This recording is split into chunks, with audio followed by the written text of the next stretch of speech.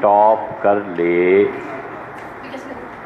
اور جس کلاس میں اور 50 بچے پڑھتے ہیں سب سے ممتاز نام اس کا ہو۔ ایک مزدور صبح منڈی جاتا ہے اور کہتا ہے کہ ریڑھی کے لیے پھل خریدوں تو پوری قوت صرف کرتا ہے کہ اچھے تربوز مل جائیں اور بیچوں اور پیسے کماؤں۔ اللہ تعالی نے کمال کا شوق رکھا ہے، اور جس آدمی میں کمال کا شوق نہ ہو وہ کوئی آدمی اس کا وجود نہیں ہے۔ آدمی کا وجود یہ نہیں ہے کہ وہ گوشت پوست کا بنا ہوا ایک ڈھانچہ ہے۔ آدمی کا وجود وہ ہے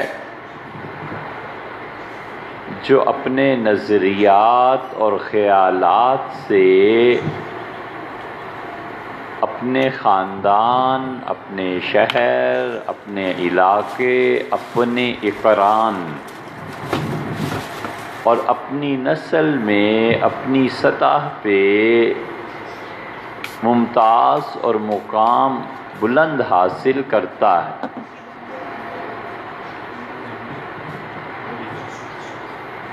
اور آدمی میں کمال نہ ہو اور اسے شوق نہ ہو کہ وہ کمال حاصل کرے تو ایسے لوگ یا تو خود بخود زمین کے نیچے چلے جائیں یا خدا کی فطرت کا قانون انہیں سمیٹ لے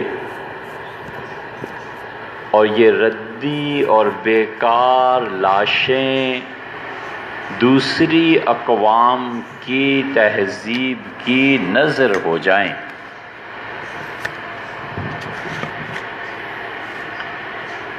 اس لیے کمال کا شوق ہوتا ہے، اور یہ کمال کا شوق آدمی سے کام کراتا ہے، اور دونوں چیزیں مل جائیں، ایک تو کمال حاصل کرنے کا شوق مل جائے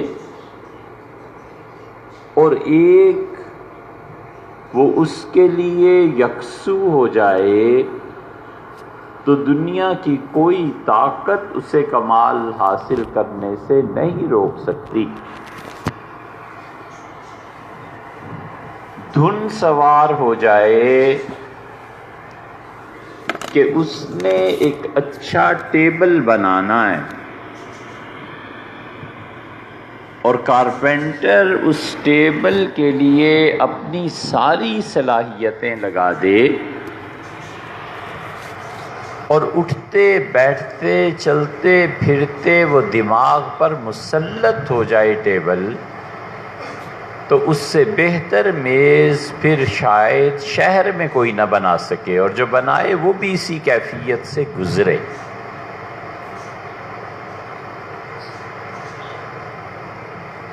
اس کمال کے حصول کے لیے سب سے مؤثر قوت جو کام کرتی ہے وہ اس کی یکسوئی ہے۔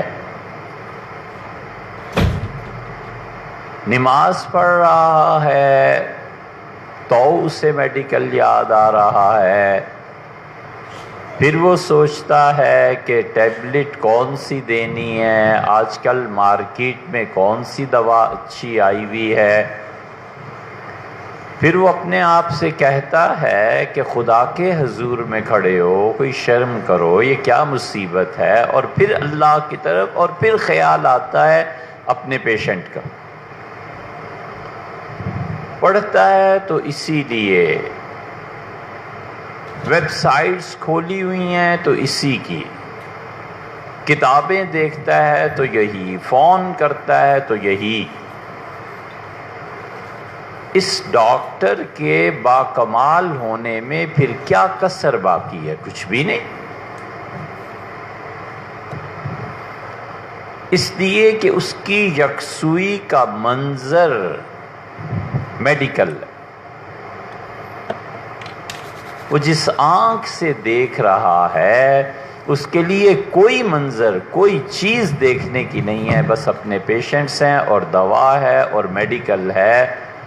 پوری قوتیں اس پہ صرف ہو جاتی ہیں، حتیٰ کہ ڈرائیونگ کر رہا ہو تو آپ کبھی سوچیں کہ وہ ڈرائیونگ محض ایک روبوٹ کی طرح ہوتی ہے، خود بخود اندر سے ادھر سے مڑنا ہے، یہ اشارہ ہے، یہاں رکنا ہے، یہاں پارک کرنی ہے، اور منزل پہ کہیں پہنچ جائے گا تو پھر خیال آتا ہے کہ میں سوچ کیا رہا تھا اور گاڑی کہاں چلا رہا تھا۔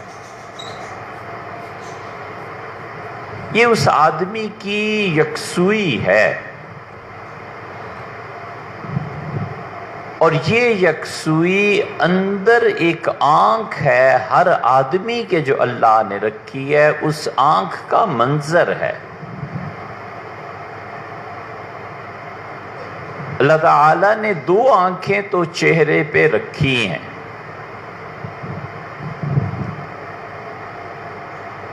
اور وہ اچھائی بھی ہے اور بڑی مصیبت بھی ہے۔ دنیا میں ہر آدمی مرد و عورت بدصورت ہے۔ دنیا میں کوئی خوبصورت نہیں ہے۔ عقیدے کی بحث ایک طرف رکھ دیں کہ انبیاء علیہ السلام نہایت متناسب اور وہ بہت خوبصورت، وہ ایک عقیدے کی بحث ہے، اسے چھوڑ دیجئے۔ باقی اس دنیا میں کوئی خوبصورت نہیں ہے جس کو آپ ٹائٹل دے دیں کہ اس شہر کا سب سے خوبصورت فرد یہ ہے، چند دن بعد پتہ چلا کہ اس سے بھی ایک خوبصورت آ گیا اور وہ ٹائٹل ختم ہو گیا۔ پھر جس کو اب منتخب کیا جا رہا تھا اگلے سال ایک اور ٹائٹل آ گیا۔ دنیا میں کوئی شخص خوبصورت نہیں ہے، اس کی صورت میں جو کمی رہ جاتی ہے کہ اس کے ساتھ یہ ہے، یہ ہے، یہ ہے، یہ ہے، یہ جو صورت کی کمی رہ جاتی ہے، اللہ نے انسان کا کردار بنایا ہے۔ کردار جتنا بلند ہوتا چلا جاتا ہے، صورت کی کمی اتنی ہی پوری ہوتی چلی جاتی۔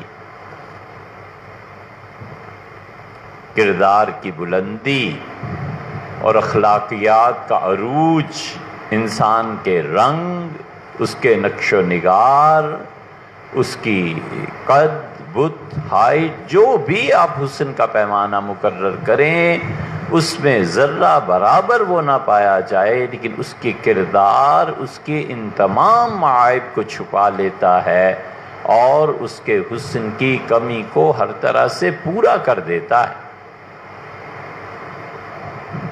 یہی وہ حکمت ہے جو حضرت رسالت پناہ صلی اللہ علیہ وسلم نے فرمائی کہ تمہارا امیر، تمہارا حکمران، اگر وہ عدل پہ قائم ہے اور اس کا سر منقع کی طرح ہے، انگور جس میں بیج ہوتا ہے، یہ جب خشک ہو جائے تو اسے منقع کہتے ہیں، اور آپ نے فرمایا اس کا سر منقع کی طرح اتنا بدصورت ہے، اگر تمہیں حق کی طرف لے جائے تو اس کے پیچھے چل پڑنا، کیونکہ اس کی صورت کی برائی اس کا کردار پوری کر دے گا۔ اس آنکھ میں یہ بڑا عذاب ہے، جو چیز آنکھ کی گرفت میں آ گئی وہ گر گئی۔ یہ آنکھ اتنی بری چیز ہے کہ یہ جس چیز کو اپنی گرفت میں لے کے اس کی مدح و ستائش کرتی ہے، صبح شام کو اسی میں 10 عیب نکال کے دکھائے گی کہ یہ ہے، یہ ہے، یہ ہے، یہ ہے۔ کاش کہ اندھے ہوتے سب لوگ تو کوئی خود اپنے طے کردہ معیار سے خود ہی نہ گرتا۔ یہ اس کی برائی ہے۔ اللہ نے ایک تیسری آنکھ انسان کے اندر رکھی ہے، یہ وہی تیسری آنکھ ہے کہ ڈاکٹر ہر وقت اپنے پیشنٹس اور دوائیوں کے بارے میں سوچتا رہتا ہے۔ یہ تیسری آنکھ جو اندر لگی ہوئی ہے نا، یہ ہر آدمی میں یکسوئی کو پیدا کرتی ہے۔ اگر اسے دولت کمانے کی دھن لگی ہوئی ہے تو 24 گھنٹے دولت کی، حتیٰ کہ وہ نماز میں بھی کھڑا ہے تو وہ سوچتا ہے کہ فیکٹری کا کیا بنے گا، کس سے سودا کروں۔ پھر خیال آتا ہے کہ یار اللہ کے سامنے، بیت اللہ کے طواف میں بھی سوچتا ہے کہ پتہ نہیں فلاں کارخانے میں کیا ہوا۔ ہر آدمی میں یکسوئی اللہ نے رکھی۔ بچہ بیمار ہو جائے، محبت ہو اپنی اولاد سے، کچھ ہو جائے، ہنسنا، مسکرانا، کھانا پینا سب ختم، اور محض بچے کی فکر ہے کہ میرے بیٹے کو کچھ ہو نہ جائے، اللہ مہربانی کرے، اللہ تعالی حفاظت۔ ہر وقت یہی ہے، یہ یکسوئی ہے ہر آدمی کی۔ آدمی کبھی سوچے صرف ایک بات کہ ڈاکٹر کی یکسوئی کا جو منظر ہے وہ مریض اور دوائی ہے۔ ایک کیپٹلسٹ سرمایہ دار، اس کی یکسوئی کا منظر جو سامنے آ رہا ہے وہ اس کی مل اور دولت ہے۔ ایک چمار، چوڑا جو جھاڑو پھیرتا ہے، اس کی یکسوئی کا منظر روڈ ہے، جھاڑو ہے، کہ جھاڑو کہاں سے اچھا ملتا ہے۔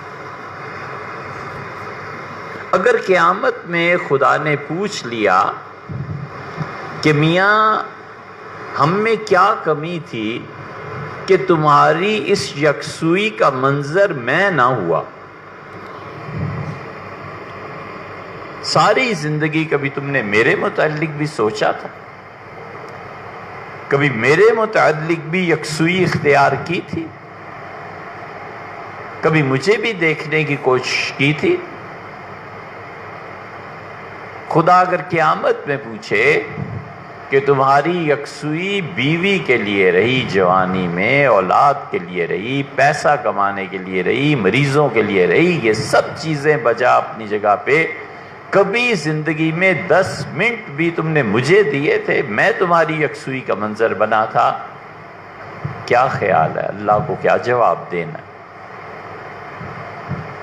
اسی لیے اللہ کہتا ہے نسوا اللہ، لوگوں نے ہمیں بھلا دیا، فَأَنْسَاهُمْ أَنفُسَهُمْ، اللہ نے اس کی سزا یہ دی کہ وہ اپنی جان کو بھول گئے کہ میرا نفع کیا ہے اور نقصان کیا۔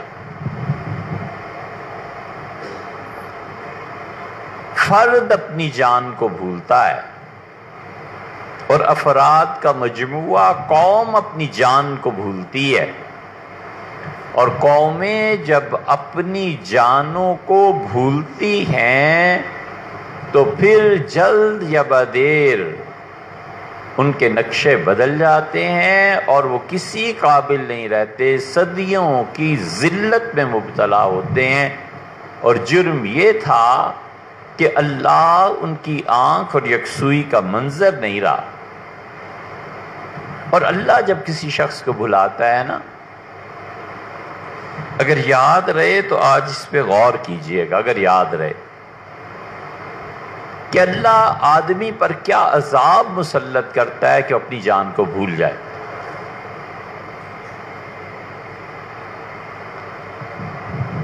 ایک آدمی جاتا ہے مصور کے پاس اور کہتا ہے کہ جناب والا ہماری تصویر کشی کیجیے۔ مصور بہترین صلاحیتیں صرف کر کے آپ کی اس کی تصویر بناتا ہے، اور ایسی تصویر بناتا ہے کہ گلفام شہزادہ بھی کیا ہوگا، سیاہ بال اور ایسا ستواں ناک اور ایسے ہونٹ اور ایسی آنکھیں نشیلی، وہ ایسی خوبصورتی سے تصویر کھینچتا ہے کہ خود جس کی تصویر ہے عش عش کر اٹھتا ہے، اور صاحب یہ لیجئے انعام، آپ نے ہماری تصویر کھینچی۔ ایک تصویر یہ ہے جو مصور بناتا ہے۔ اللہ کا جب عذاب آتا ہے نا اور آدمی اپنے آپ کو بھول جاتا ہے، یہ سوچئے گا۔ ایک تصویر وہ ہے جو مصور نے بنائی اور شاہکار ہے، اور ایک تصویر کیمرہ بناتا ہے سٹل، بال سیاہ ہیں تو سیاہ ہیں، سفید ہیں تو سفید ہیں، جیسا چہرہ، جیسی شخص، جیسا آدمی۔ اس سٹل کی تصویر میں اور مصور کی بنائی ہوئی تصویر میں بڑا فرق ہوتا ہے، اور آدمی سوچے کہ مجھے ہونا کیا چاہیے تھا، وہ مصور کی تصویر ہے، اور میں ہوں کیا، یہ وہ کیمرے کی تصویر ہے۔ ان دونوں کے فرق پہ بھی شرم نہ آئے نا تو ڈوب مرے۔ مجھے ہونا کیا چاہیے تھا اور میں ہوں کیا، مجھے بننا کیا تھا اور میں بن کیا گیا ہوں۔ پھر سوچے ان تصورات کو جن کے لیے محنت درکار تھی اور اس میں کوتاہی کی، جس میں اللہ سے مانگنا درکار تھا اور وہ نہیں کیا، اللہ کا خوف چاہیے تھا اور خدا کا خوف نہیں تھا جو اسے گناہ سے روک سکے، اور اس کے ساتھ ساتھ کوئی چھوٹے بڑے کی دعائیں بھی چاہیے تھیں۔ ان سب سے میں محروم ہوتا چلا گیا، اور مجھے ہونا کیا چاہیے تھا اور میں ہوں کیا۔ اب جب شرم آتی ہے نا تو یہ ہے اللہ کا عذاب۔ اللہ کہتا ہے فَأَنْسَاهُمْ أَنفُسَهُمْ، ہم لوگوں کو ان کی جان بھلا دیتے ہیں۔ دھیرے دھیرے چلتا ہے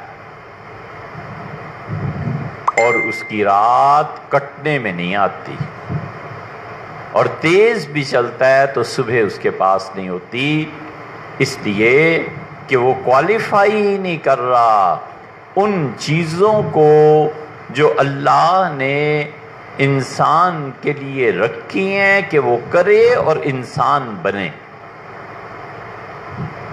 وہ کوالیفائی نہیں کی۔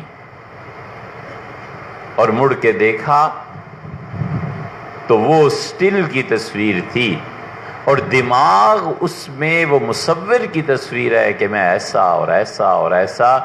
کچھ نہیں ہے جب تک کہ وہ اپنے آپ کو صحیح راہ پر ڈالنے کی کوشش نہ کرے،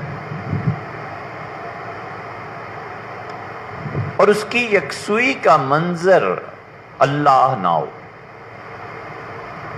اللہ کے ساتھ اندر کی آنکھ جب جڑ جاتی ہے نا تو غائب ہونے کے باوجود وہ حاضر ہے، اور اس کا اتنا حضور ہے، وہ اتنا ظاہر ہے کہ ہماری آنکھیں اسے دیکھنے سے قاصر ہیں، اور وہ اتنا چھپا ہوا ہے کہ چھپنے کے کوئی تہیں اور پردے لگائے جائیں تو آخری سے آخری پردے سے بھی ماورا۔ هو الاول والآخر والظاہر والباطن۔ آدمی سوچے کہ میری اندر یہ جو یکسوئی کی آنکھ ہے نا، میں کس کے لیے یکسو ہو جاتا ہوں، کس کے لیے گم ہو جاتا ہوں، کس کے لیے صبح سے رات تک سوچتا ہوں۔ اللہ کے علاوہ اگر کوئی بھی اور چیز ہے جو اللہ کے حوالے سے نہیں ہے نا، تو پھر اس انسان نے کسی وقت بھی گر جانا ہے اور کوئی تھامنے والا۔ اسی لیے اللہ کہتا ہے فَفِرُّوا إِلَى اللَّهِ، لوگو دوڑو، بھاگو اللہ کی طرف۔ اور اسی لیے وہ کہتا ہے کہ مَا يَكُونُ مِن نَجْوَى مِن ثَلَاثَةٍ إِلَّا هُوَ رَابِعُهُمْ، اور جو تم تین بیٹھتے ہو نا مشورہ کرنے، چوتھا میں خود ہوتا ہوں، اور پانچ بیٹھتے ہو تو چھٹا میں ہوتا ہوں، اور اس کائنات میں کوئی جگہ اور مقام ایسا نہیں ہے إِلَّا وَهُوَ مَعَهُمْ، لیکن مگر لوگو اللہ تمہارے ساتھ۔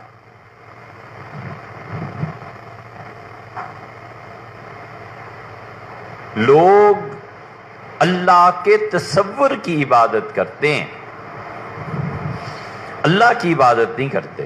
خدا کا ایک تصور ہے، بس ہم اس کے لیے آج جمع ہوئے ہیں، نماز پڑھ لیں گے، سجدے کر لیں گے۔ اگر خدا خیال نہیں ہے ہمارا، اور اگر خدا محض تصور نہیں ہے اور حقیقت ہے، تو کائنات کی سب سے بڑی حقیقت اگر اللہ ہے، کسی انسان کے سامنے یہ ہو، تو یہ کیسے ممکن ہے کہ اسے پتا ہو کہ اللہ دیکھ رہا ہے اور اللہ میرے ساتھ ہے، میں کس طرح حرام مال کما سکتا ہوں؟ اسے پتا ہو کہ اللہ میرے ساتھ ہے اور مجھے دیکھ رہا ہے اور وہ حقیقت ہے اس کائنات کی سب سے بڑی، کیسے توہین کر سکتا ہوں کسی کی؟ اسے پتا ہو کہ اللہ حقیقت ہے، مجھے دیکھ رہا ہے، میرے ساتھ ہے، کیسے پارکنگ غلط ہو سکتی؟ حضور اقدس صلی اللہ علیہ وسلم تشریف لائے اور جہاد سے، اور مغرب کا وقت ہو گیا، لوگوں نے جلدی جلدی سامان رکھا، سر ہتھیلی پہ رکھ کے لے گئے تھے کہ پتہ نہیں زندہ آنا ہے یا نہیں، اتنا بڑا رزق۔ ابو سعید رضی اللہ عنہ کہتے ہیں ہم نے آ کے کہا اللہ کے رسول، لوگوں نے جگہ جگہ سامان رکھ کے راستہ بند کر دیا اور وضو کے لیے بھاگ گئے، چلے گئے۔ آپ نے فرمایا جا کے انہیں کہو میری طرف سے منادی کو بلاؤ، ڈھنڈورچی کو بلاؤ، اور جا کے اونچی اونچی آواز سے یہ کہنا کہ جس شخص نے مسلمانوں کا راستہ تنگ کیا فلا جہاد لہو، آج کا سارا جہاد کا ثواب ختم کر دیا۔ یہ پارکنگ ہے۔ اگر پتا ہونا کہ اللہ حقیقت ہے اور اللہ میرے ساتھ ہے اور خدا دیکھ رہا ہے، کیسے ممکن ہے کہ لوگوں کی راہ روکے؟ کیسے ممکن ہے کہ حرام کھائے؟ یکسوئی کی آنکھ اندر کی وہ کسی اور منظر میں مصروف ہے، اور اللہ کا وجود محض خیال ہے، حقیقت کے طور پہ زندگی میں اپنایا نہیں ہے لوگوں نے، تو پھر کام کیسے سدھرے اور کشتی ساحل پہ کیسے پہنچے؟ وقت ہو گیا۔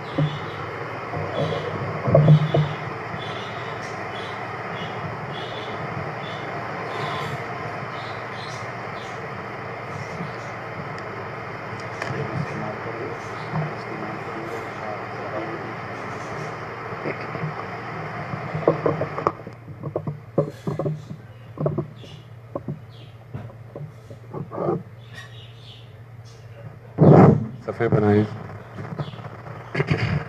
صفحے بنا لیں۔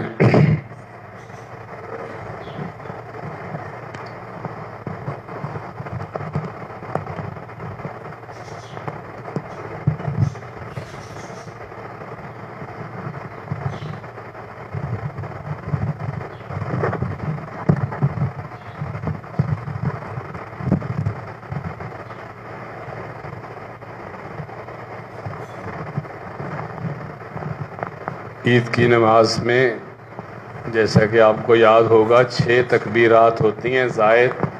پہلی رکعت میں جب ہم تکبیر تحریمہ کہیں گے، اس کے بعد ثنا پڑھنے کے بعد 3 تکبیرات کے لیے ہاتھ اٹھایا جاتا ہے، پہلی میں بھی چھوڑ دے، دوسری میں بھی چھوڑ دے، اور تیسری تکبیر میں ہاتھ اٹھا کے باندھ لیا۔ اس کے بعد تلاوت ہوگی، دوسری رکعت میں پہلے تلاوت ہو جائے گی، اور تلاوت کے اختتام پہ رکوع سے پہلے 3 تکبیرات کہی جائیں گی، تینوں میں ہاتھ اٹھا کے چھوڑ دیں، اور پھر چوتھی تکبیر کہہ کے رکوع میں جائیں گے۔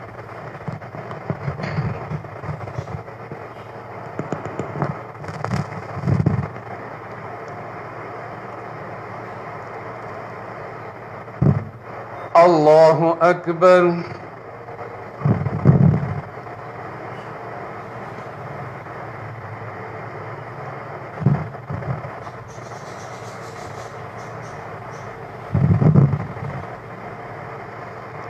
اللہ اکبر، اللہ اکبر، اللہ اکبر، الحمد للہ رب العالمین۔ الرحمن الرحيم مالك يوم الدين إياك نعبد وإياك نستعين اهدنا الصراط المستقيم صراط الذين أنعمت عليهم غير المغضوب عليهم ولا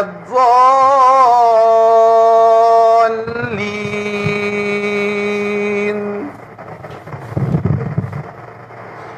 سبح اسم ربك الأعلى الذي خلق فسوى والذي قدر فهدى والذي أخرج المرعى فجعله غثاء أحوى سنقرئك فلا تنسى إلا ما شاء الله إنه يعلم الجهر وما يخفى ونيسرك لليسرى فذكر إن نفعت الذكرى سيذكر من يخشى ويتجنبها الأشقى الذي يصلى النار الكبرى ثم لا يموت فيها ولا يحيا قد أفلح من تزكى وذكر اسم ربه فصلى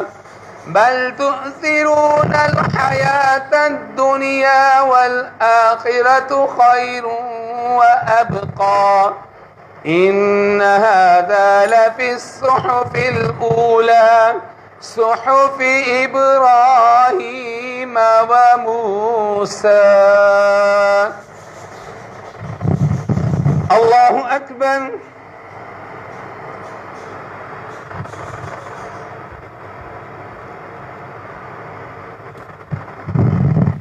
سمع الله لمن حمده. الله أكبر.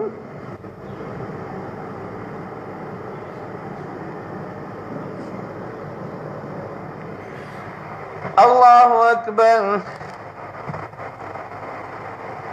الله أكبر.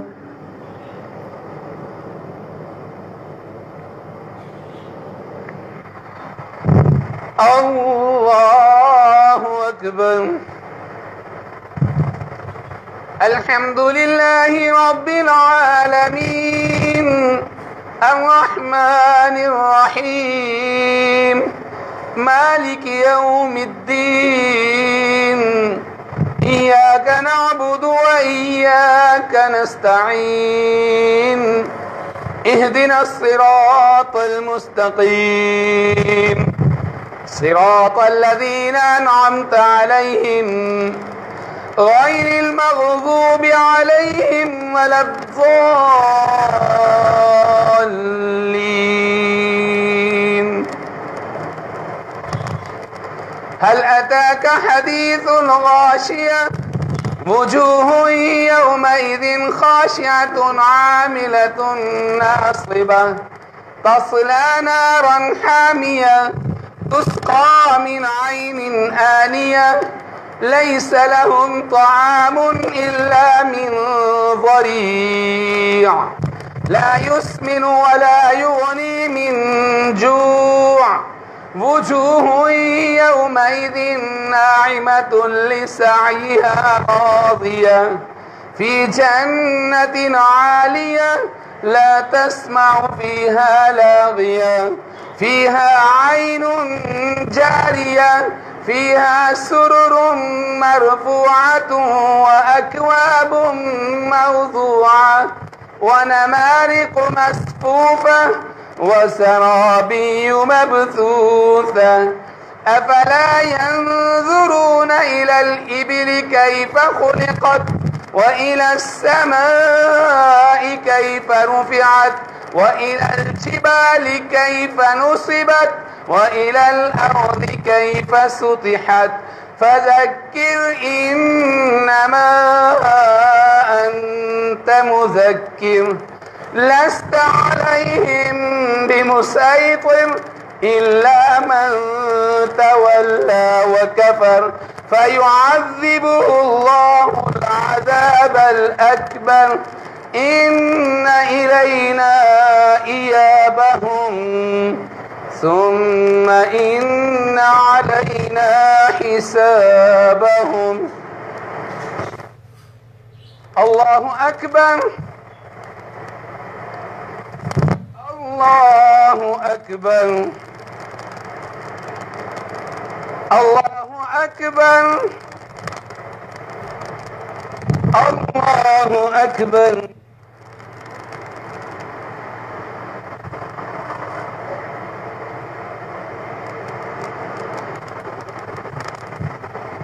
سمع الله لمن حمده.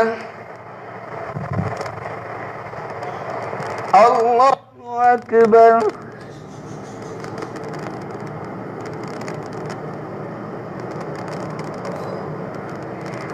الله أكبر الله أكبر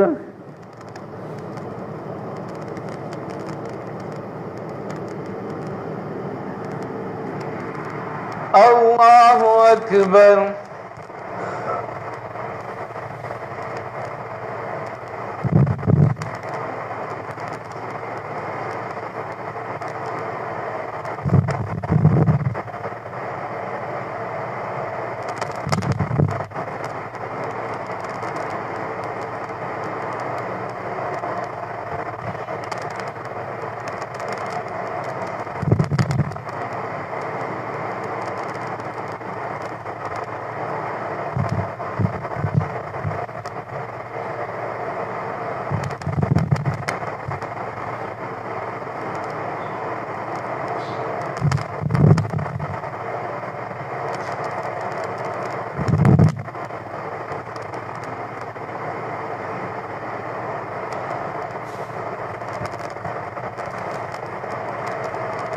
السلام عليكم ورحمة الله.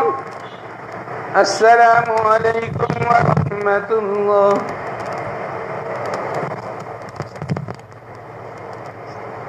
الله أكبر الله أكبر لا إله إلا الله. الحمد لله رب العالمين والصلاة والسلام على سيد الأنبياء والمرسلين. ربنا ظلمنا أنفسنا وإن لم تغفر لنا وترحمنا لنكونن من الخاسرين. ربنا لا تؤاخذنا إن نسينا أو أخطأنا. ربنا ولا تحمل علينا إصرا كما حملته على الذين من قبلنا.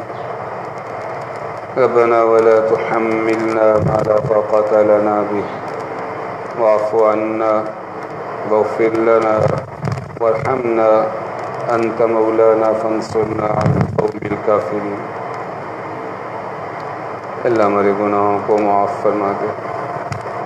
اللہ اپنی رحمت اپنے کرم اپنے احسان سے ہم سب کے گناہوں کو معاف فرما دے. اللہ اپنی رحمت سے ہماری مشکلات کو حل فرما دے.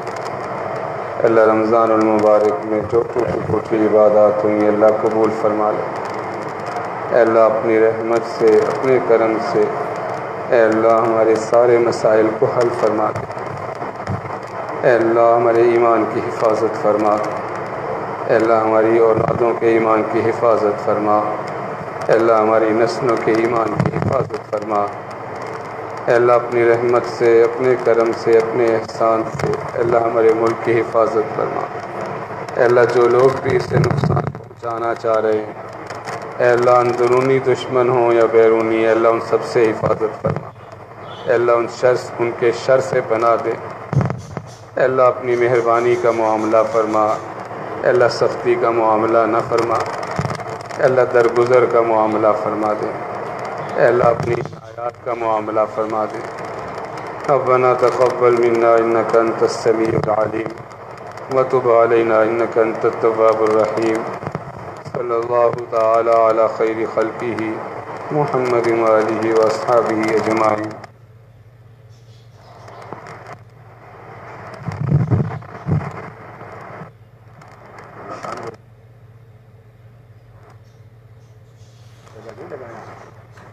10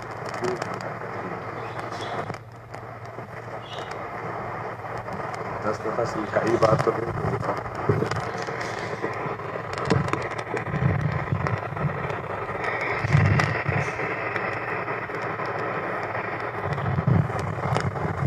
اللہ اکبر اللہ اکبر اللہ اکبر اللہ اکبر اللہ اکبر اللہ اکبر اللہ اکبر اللہ اکبر لا الہ الا اللہ واللہ اکبر اللہ اکبر وللہ الحمد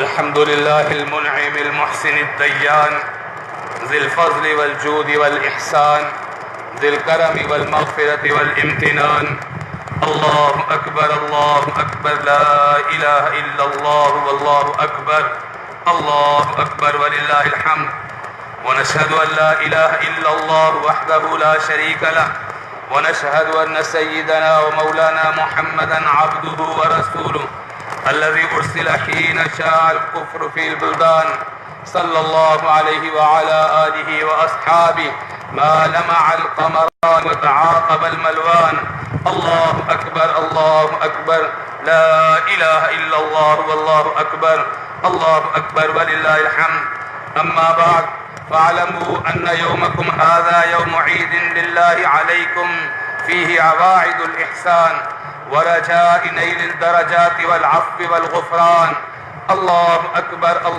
أكبر لا إله إلا الله والله أكبر ولله الحمد وقد قال رسول الله صلى الله عليه وسلم إن لكل قوم عيدا وهذا عيدنا الله أكبر لا إله إلا الله والله أكبر ولله الحمد وقال رسول الله صلى الله عليه وسلم فإذا كان يوم عيدهم يعني يوم فطرهم باها بهم ملائكته فقال يا ملائكتي ما جزاء أجير وفى عمله قالوا ربنا جزاؤه أن يوفى أجره قال ملائكتي عبيدي وإمائي قضوا فريضتي عليهم ثم خرجوا يعجون إلى الدعاء وعزتي وجلالي وكرمي وعلوي وارتفاع مكاني لأجيبنهم فيقول ارجعوا قد غفرت لكم وبدلت سيئاتكم حسنات قال فيرجعون مغفورا لهم الله أكبر لا إله إلا الله والله أكبر ولله الحمد وهذا الذي ذكر في ذلك اليوم كان فضله وأما أحكامه من صدقة الفطر والصلاة والخطبة قد كتبناها في الخطبة التي قبله نعم بقية المسألتان فنذكرهما الآن الله أكبر لا إله إلا الله والله أكبر ولله الحمد الأول قال عليه الصلاة والسلام من صام رمضان ثم أتبعه 6 من شوال كان كصيام الدهر الثانية كان النبي صلى الله عليه وسلم يكبر بين أضعاف الخطبة يكسر التكبير في خطبة العيدين الله أكبر لا إله إلا الله والله أكبر ولله الحمد أعوذ بالله من الشيطان الرجيم قد أفلح من تزكى وذكر اسم ربه فصلى